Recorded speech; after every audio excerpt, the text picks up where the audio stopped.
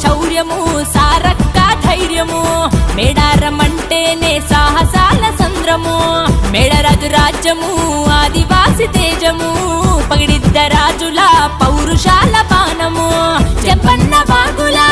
జల జల జలకము కన్నెపల్లి ఊరు నుండి సారమ్మ పయనము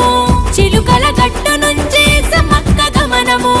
అడవి అయ్యేలే జన జన జన సంద్రం మేడారం మేడారం మేడారం అడవి మణిహారం మేడారం జాతర ఆదివాసి ఆత్మరా ఇది జనం జాతర తెలంగాణ జాతర ఎదురుకోళ్ళ జాతర వెదురు కర్ర జాతర జంగలంత జనం నిండే మన గిరిజన జాతర